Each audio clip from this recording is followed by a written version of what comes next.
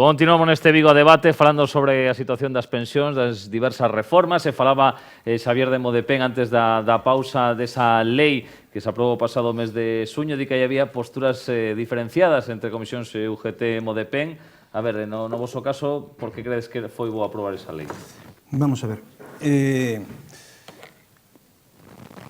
Primeiro, decir que calquer modificación que se quera facer no sistema de pensións ten que ser tramitada e aprobada a través do Parlamento e que o Parlamento ten unha composición determinada que establece se é posible aprobalo ou non aprobalo.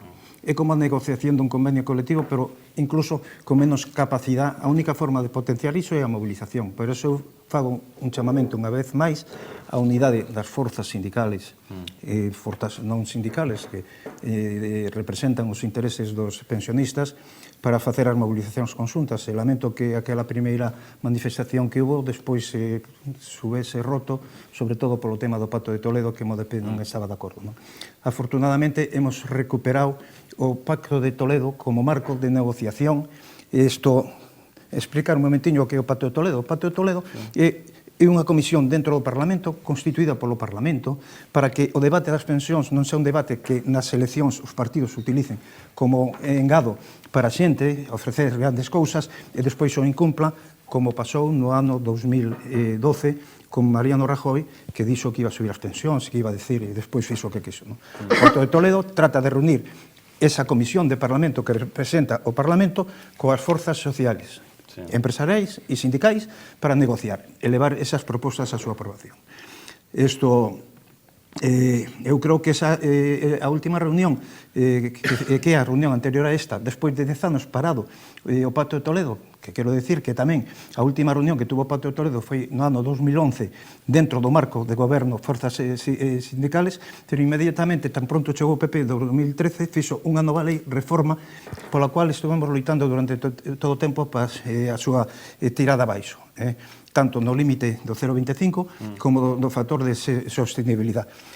Se recuperou no ano 2020 esa comisión do Pacto de Toledo que serviu para sacar o tema do 0,25, establecer o IPC como criterio de revisión das pensións e suspender o factor de sostenibilidade que iba a entrar en marcha este próximo ano en base á lei do PP. Isto, na reunión que hubo anteriormente, o sistema de pensións privadas funciona basicamente polas políticas fiscais que fai o goberno. O goberno se fai unha política fiscal para os salarios máis elevados, que son os que teñen o acceso hasta ahora ao tema das financiacións das pensións das entidades bancarias. Lle permiten unha reducción na renta ao cabo de ano importante, pois se está abrindo as portas a ese camiño. Eso se pechou e hoxe en día o tema das pensións privadas pegou un baixón enorme porque esa situación se cambiou. Nos defendemos que, aparte de manter o sistema actual de pensións que temos, que se poda negociar a través de convenio, non a nivel de grandes empresas, sino a nivel de estruturas empresariales de pequenas e medianas empresas, isto como ámbito de negociación, isto un incremento, digamos, da pensión obligatoria para as empresas que teñen que cotizar por ese incremento e voluntaria para os traballadores que queran aceptalo ou non, que permita que as pensións que teñen dereito podan ser un pouco maiores das que teñen actualmente. En eso estamos totalmente de acordo. Estamos totalmente en contra do sistema generado, sobre todo polo PP, dos plans privados de pensións, favorecendo os bancos fiscalmente e perjudicando os intereses fiscales da Caixa do Estado. Vos, Xosé? Claro, es que empezamos con unha aceituna e al final terminamos comiéndonos el caldeiro inteiro de aceitunas, non? O digo porque eu fui un empregado do Concello de Vigo.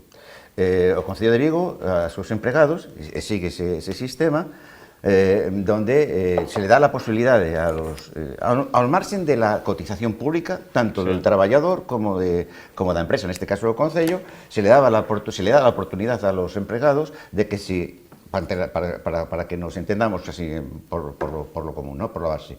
si el empleado aportaba 50 euros a un plan de pensións privado, pues el Concello te ponía otros 50 euros eles. Es decir, en principio dices, bueno, puede valer, pero ya se van introduciendo certos temas que es con la aceptación, no la aceptación ya como frontera de que esto no podemos pasarla, que es introducir este tema. No son pagos, eles lo introducen poco a poco. De momento ya hay un convenio, insisto, a nivel de Estado, donde es de obligado cumplimiento. Es decir, los convenios, incluso estatales, incluso nos afectan a nosotros en Galicia, que no los hemos asignado, por ejemplo. Pero están xa, ¿no? Pero, bueno, al margen de iso, expuestas xa las opinións a este respecto, ¿no? Es decir, eles non van a entrar como un burro na xerrería, van introducindo e hasta que en un momento dado, igual, fai 10 anos para nós sería imposible pensar de que las pagas extraordinarias nos iban a cobrar en el momento oportuno. No, es que te lo meten en el sueldo porque si en vez de ganar los 800 ganas 900, aunque vayan los 100 euros de la paga extra, ¿no? Pero bueno, por no repetir más argumentos que creo que ya están puestos.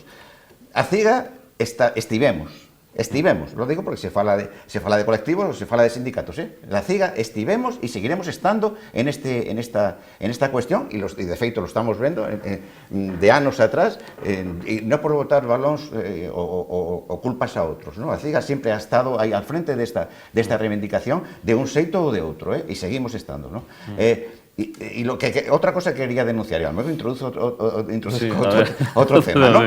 Y o tema, no, había empezado a falar el compañero de Ausete, pues respecto al enfrentamiento de la juventud. Da a veces vergonza, noso, es para coller determinados diarios o periódicos y collerlos y utilizarlos, a lo mejor, como se utilizaban antiguamente.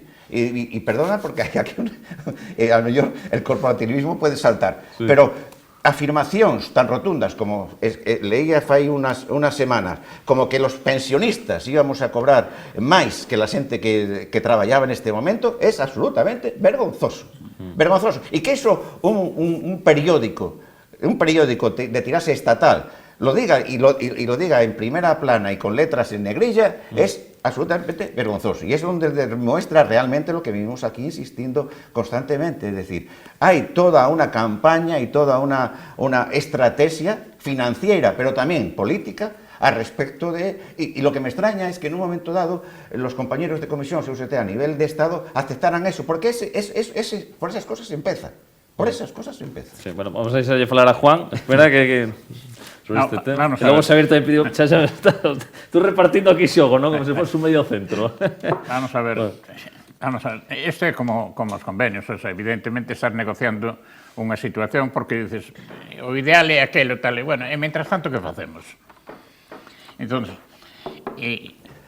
melloramos moitísimo a situación anterior. Evidentemente hai lagoas, claro que hai lagoas e hai riscos, pero para eso é o que temos que seguir pelexando. O sea, evidentemente hai, plantexabas os riscos o negocio que entra a saco dentro das pensións precisamente para desvirtuar as propias pensións e quedarse ao final con todo. Bueno, pues esa é unha pelea que temos que seguir metendo tal. Evidentemente me gustaría moito máis que non aparecera nada, pois claro que me gustaría moito máis, pero me gustaría moitas cousas máis tamén. Tamén me gustaría que o salario mínimo pois non fora 1080, que fora bastante máis, que teria a súa lógica, igual que o tema das pensións non contributivas, igual que... Hai un montón de cousas que evidentemente non nos gustan, pero non por eso vamos a rachar o paquete. En eso estamos, o sea, é un tema de que decir, mira, vamos avanzando, sí, logramos consolidar que temos, pois, bueno, pois, máis ou menos garantizado un medio de como calcular a subida anual, tal, sí, tamén. Repito, que nadie se pense que isto é un tema gañado por vida, é un tema que outra lei o pode tumbar. Pero, bueno, en principio tes aí, e iso é unha garantía que tes aí e non outras cousas que houve antes, non? E, bueno, todo eso hai que ir avanzando. E nós isto o estimamos como un tema con un paso adiante. Evidentemente, temos que estar vixiantes, temos que estar pelexando e temos que seguramente seguir mobilizándonos porque hai medos e hai esos temores que vamos a seguir tendo encima. E a espada de Damocles vai estar sempre porque falaba dos medios de comunicación. Esos medios de comunicación publican o que quere quen manda. E aí están os que se dirixen as noticias e tal. Esa é unha loita que non sale dos medios de comunicación, sale de determinados elementos que teñen intereses espurios dentro do negocio. E, bueno, non é ninguna lanza a favor dos medios de comunicación, sino todo o contrario, porque obedecen o que seña. E, bueno, hai algúns que xa non é que obedezan, é que xa nin siquiera se dignan en contrastar se é certo ou non. A ver, Xavier. Despois dese tempo estaría ben falar das pensións das mulleres e da cuestión esta de se hai realmente unha loita entre as persoas pensionistas e os traballadores en activo. Pero agora, no que estamos, pregunta Juan, mentras tanto que facemos? Pois mentras tanto o que temos que facer é fortalecer o público. Eu li esta semana un estudo dun economista estadounidense que se preguntaba polas consecuencias macroeconómicas dos fondos de pensións privados. E subliñaba dúas consecuencias. Unha, eses fondos para que serven? Constitúen grandes capitais que compran empresas para o que eles chaman optimizalas. E como se optimiza? Despedindo traballadores e baixando salarios. Cos fondos de pensións achegados polos traballadores. Segundo uso deses fondos, para mercar vivendas, expulsar as persoas inquilinas e subirlles os salarios. Isto en Estados Unidos. Aquí acontece exactamente o mesmo. O Sakidecha, que é o fondo de pensións do funcionariado do País Vasco, inviste en residencias de anciáns de onde proceden os beneficios privados? De baixar os salarios das persoas cuidadoras e do persoal sanitario. Blackstone, alimentado por fondos de pensións, neste caso estadounidenses, cómpralle, véndelle a na botella vivendas públicas en Madrid. E que está facendo agora Blackstone? Expulsando persoas de baixos recursos desas vivendas. Entón, que temos que facer? Fortalecer o público. E para iso, eu digo con todo o afecto e con todo o respeto ás compañeras e os compañeros de Comisións OGT, esta lei vai na dirección contraria. E eu estou certo de que se non o frustramos, dentro de 20 anos, vos ides decir, esta lei non foi unha boa idea. E que facemos cos traballadores e as traballadoras de altos salarios? Creemos un fondo de promoción pública e propiedade pública.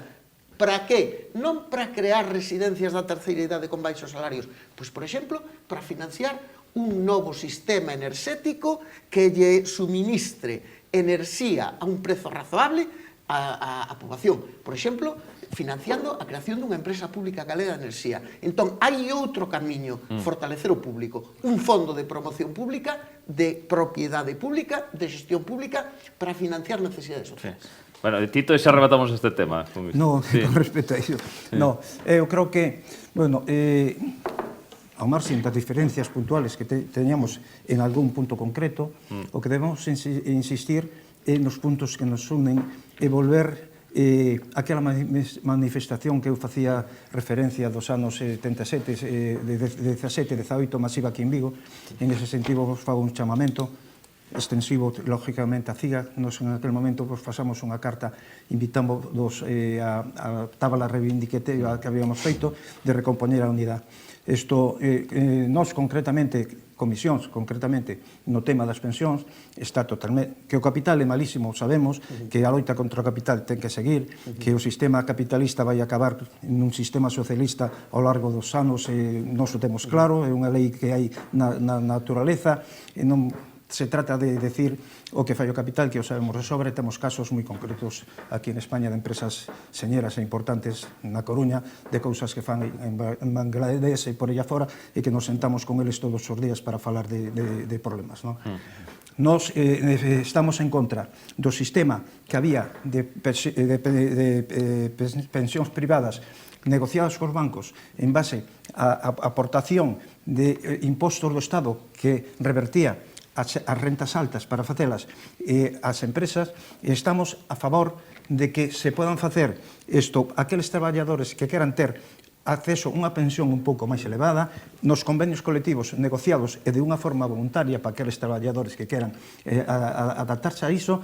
O que decía o compañeiro José, de que no convenio se negocia que o Concello aporta o 50% do que aporte o traballador en cantidades pequenas se queren apuntar, estamos de acordo con iso, foi Pero aprobado no está no convenio, Eso, este acordo que es concretamente con una antigua caixa de aquí de Vigo, no está no convenio, Es decir, no so que pero de planteamos, todas sí. formas es criticable Sí, en el sentido sí. porque es introducir, pero bueno, mira, José, me refiero que no es aplaudirlo tamén, o bendecirlo, para nada.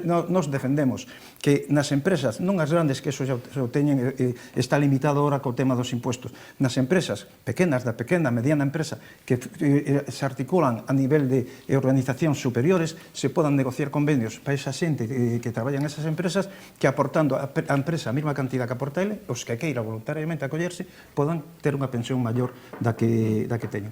Discrepamos en iso, pero eso non debe ser motivo tampouco de discusión, e hai puntos de acordo no cual podemos facer as cousas. Ahora quería volver ao inicio do debate, que é a reforma das pensións, porque hai dous aspectos que hai unha controversia que non tocamos. Un é o tema da subida das bases máximas, según o ministro Escrivá propón subir un 30% que cotizan os salarios máis altos e a pensión máxima a longo prazo, e outro é a duración do mecanismo de equidade. Como hai moita xente que non entende moi ben isto que significa. A ver, Juan, estes dous puntos, vos que considerades? Vos parece ben a proposta do ministro? No, en principio non. En principio non estamos de acordo. O sea, o tema o que plantexan eles o destope das bases, pero bueno, en principio nos vale. Ora, cal é o tema? A proporción é que cotización e que cobro que lle revierte logo o traballador. O sea, evidentemente, eses porcentaxes non son equiparables, hai que chegar a un entendemento aí. Eso creo que non está todavía definido, non está claramente definido, e como queda así no aire, pois en principio así no aire non vale. Habrá que entrar a ver realmente como queda. Que se o destope das bases, por min que destopen todo. Sí. Porque é unha cotización maior. O que lóxicamente non vai a ser tamén a porcentaxe de un tema público de pensións para un traballador que lle destopas a base non vai a ser no mesmo sentido. Terá que ter un cobro maior, pero adecuado a unha dinámica e a unhas cantidades que se fixen de antemano, que eu nas vin. Eu os descoñezo. Entón, se iso non vin todavía, mal podo dicir, en principio que se destope, que destopen todo. Non teño ningún inconveniente. Sí. Xosé, como es estes dos puntos? A ver, é que coñecendo de onde ven a proposta, seguro que hai que mirarlo con lupa, porque seguro que la quieren colar. Así, es decir, para entendernos popularmente, ¿no? Es decir, que destope lo que quieran destopar. Por ejemplo, aquí estamos hablando del salario mínimo interprofesional, ¿no? Y me parece muy bien, además, y que no sean 1.200, como decía el compañero Docete, que sino sean 1.500. Ahora, si estamos exigiendo eso para los trabajadores, porque consideramos que con menos de esa cantidad es imposible ya a nivel individual mantener una familia o mantener un hogar o lo que sea, no sé por qué no se plantea eso a nivel de pensionistas. Porque los pensionistas ya se ha demostrado de que esta crisis, parte de la crisis de la que acabamos de salir, fue soportada por los pensionistas. Es decir, me refiero a la hora de las hipotecas, a la hora de las ayudas a los hijos, a la hora de las ayudas a los netos. Pero es que los pensionistas están ya como están. Es decir, ¿por qué no planteamos, por ejemplo, que las pensiones mínimas, por ejemplo, sean equiparables a ese sueldo interprofesional? Claro. Podríamos, bueno, de feito a la CIGA lo está facendo, e eu animo al resto de formacións que se suban a ese carro, porque es que al final lo deixamos aí. Introducimos el debate económico, que ya lo hemos debatido aquí, ¿no? Sí. Es decir, supeditarlo todo a los ingresos y a las salidas. Si lo supeditamos a eso, luego, por tanto, viendo donde ven, y de la última reforma que se quiere dar a esto, con lupa o con microscopio incluso, mirarlo, porque seguro que van en la línea de bombardeo directo, de torpedo directo al sistema público de pensiones. A ver como ven, claro. Xavier? Ben, nos sobre a cuestión das bases máximas e mínimas ainda non temos unha posición, polo tanto vou dar a miña, non a de Modepen. Sí. Ben, eu estou de acordo con que se suban as bases máximas. Por qué? Porque eso incrementaría a progresividade do sistema.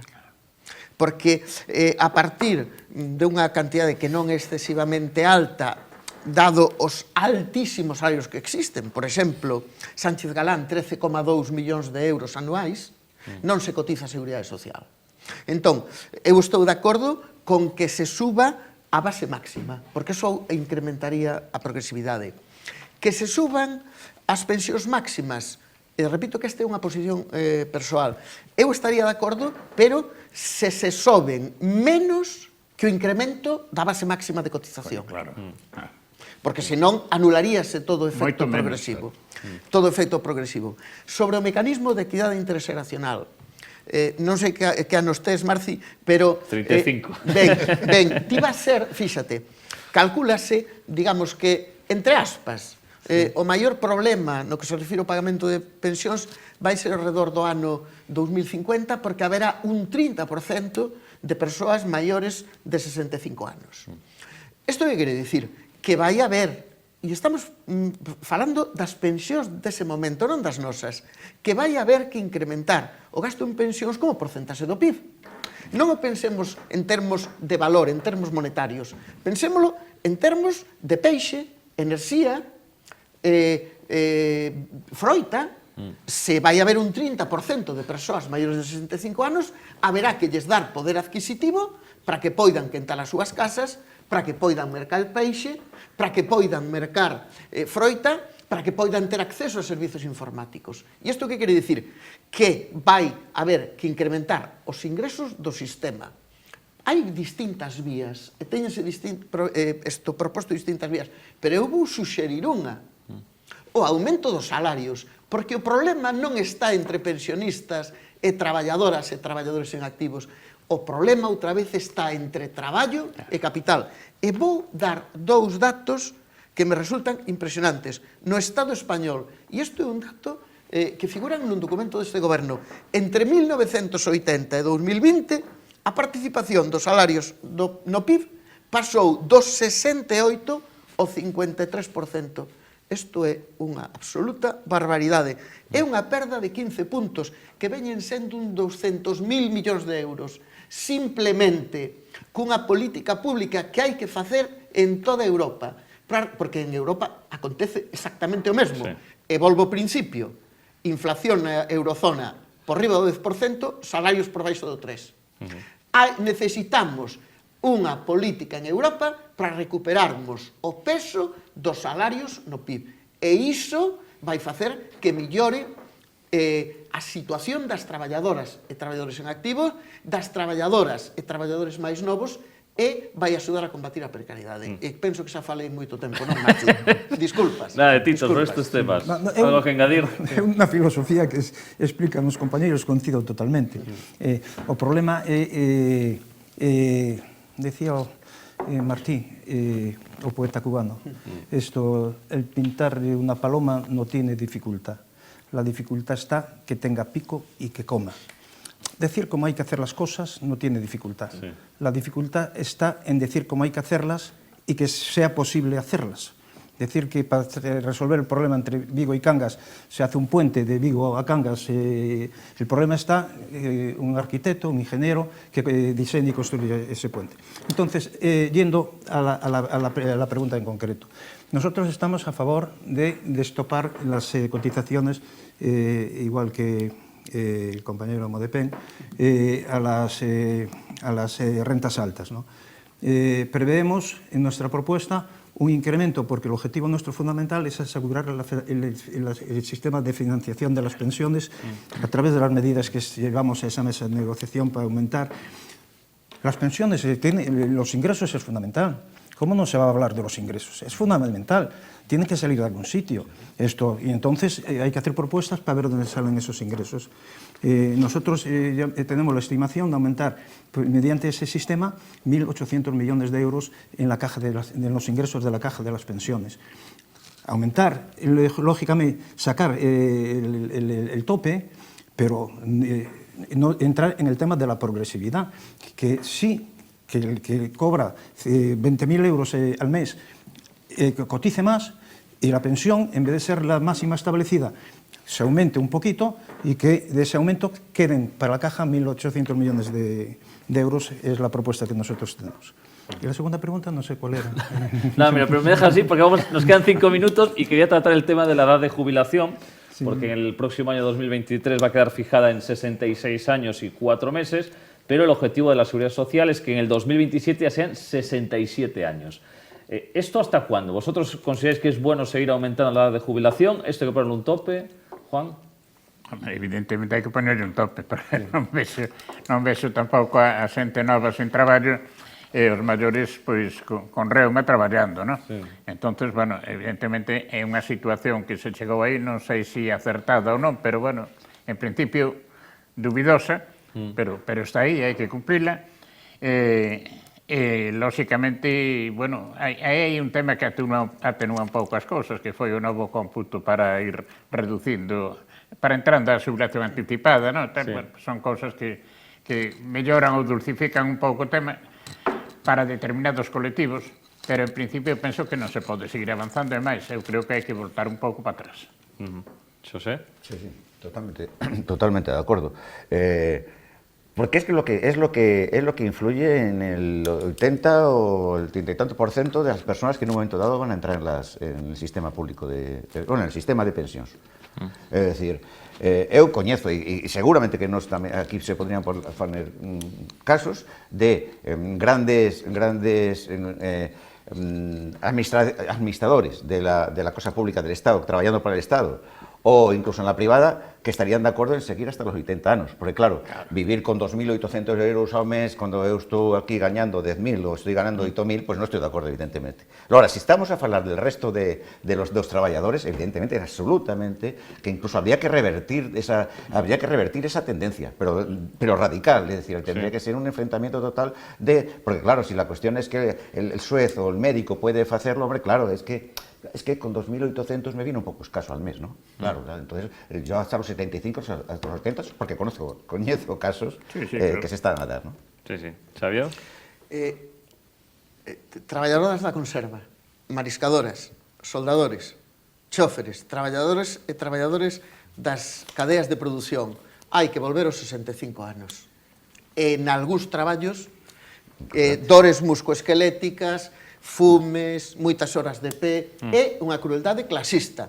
Os magistrados do Tribunal Constitucional e do Consello Xeral do Poder Judicial que traballen ata os 95. As traballadoras e os traballadores, o núcleo da clase traballadora, hai que volver como mínimo aos 65. E Marci, disculpa, as mulleres galegas, as xubiladas galegas, cobran cada mes 420 euros menos que os xubilados galegos.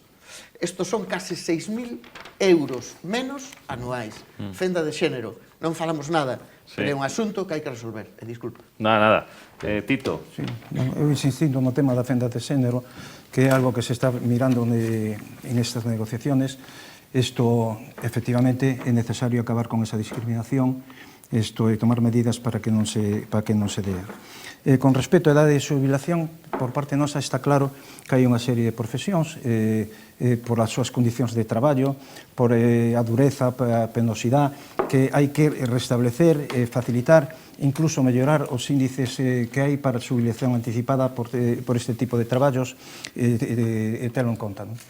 Por outro lado, decir tamén que en España pois hai non sei cantos millóns, pero máis de 1 millón ou 2 millóns de persoas que teñen, que se poden...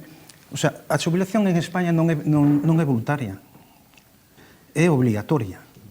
A xente non se pode xubilar cando queira. O traballador, ao chegar aos 65 anos, o botan fora, ainda que quera seguir traballando. Pero hai unha serie de xente que sigue traballando hasta os 70, polas razóns que sea. Nos estamos a favor de flexibilizar ese proceso de xubilación. Isto a través de medidas que para os que queran seguir traballando, indizar, darlle axudas. Actualmente me parece que é un 4% de aumento de pensión cada ano que traballan máis, bueno, de unha forma voluntaria. E o que non quera seguir traballando, pois non siga traballando e colla a súa xubilación. O sea, meter medidas de flexibilidade para que a xubilación efectivamente pase a ser voluntaria e non pase a ser obligatoria. Por moita xente é obligatoria porque xa non está en condicións de traballar. A xente que traballa na construcción, no mar, as mulleres que traballan nas conservas, eso hai que corregirlo de outra maneira. Pero hai que negociarlo dentro do marco de desta comisión que se está funcionando. ¿no? Sí, temos que deixalo aquí, que se me avisan que rematou o tempo. Foi todo un placer falar con vos, tanto con Juan, con Tito, con Xosé e con Xavier. Un placer e nada, felices festas. Que vaya todo moi ben e a ver que nos dá as pensións para seguir falando o ano que ven, o 2023. Unha aperta aos 4. Moi ben. E nada, seguimos aquí neste Vigo Debate. Esperamos boa semana que ven.